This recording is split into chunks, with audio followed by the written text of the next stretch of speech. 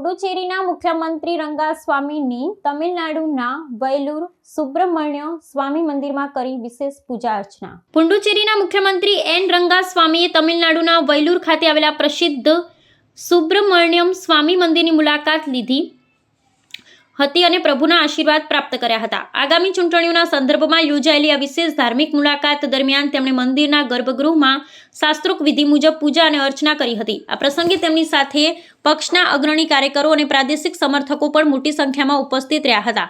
મુખ્યમંત્રી અને અખિલ ભારતીય એનઆર કોંગ્રેસના અધ્યક્ષ તરીકે રંગાસ્વામી લાંબા સમયથી ચૂંટણીઓ પૂર્વે દૈવી માર્ગદર્શન મેળવવાની અનોખી પ્રણાલી ધરાવે છે.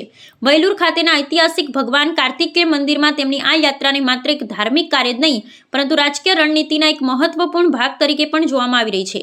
રાજકીય વર્તુળોમાં એવી ચર્ચા છે કે ચૂંટણી માટે ઉમેદવારોની પસંદગી અને રાજકીય મિત્રતા જેવા મહત્વના નિર્ણયો લેતા પહેલા તેઓ હંમેશા તેમના આરાધ્ય દેવ સમક્ષ શીશ ઝુકાવે છે. દર્શન બાદ સંવાદદાતાઓ સાથે વાતચીત કરતા મુખ્યમંત્રી રંગાસ્વામીએ આગામી ચૂંટણીઓમાં પોતાના પક્ષ અને સાથી પક્ષોના ભવ્ય વિજય અંગે અતૂટ આત્મવિશ્વાસ વ્યક્ત કર્યો હતો.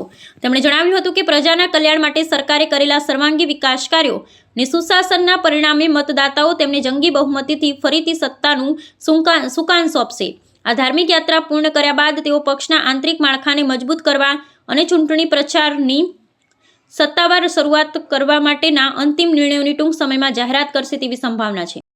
வயலூர் முருகன் தரிசனம் 10 நாளாக வரணும்னு நினச்சிட்டேன். இன்றைக்கி திடீர்னு கிளம்பி வந்திருக்கேன்.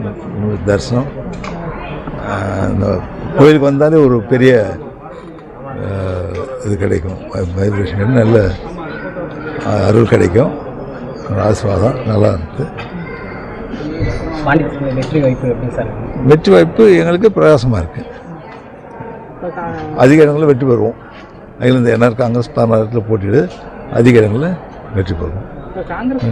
நன்றி. பெரிய குழப்பங்கள் எதுவும் இருக்குது. இன்னும் அவங்களுக்கே முடியல. நன்றி, வணக்கம்.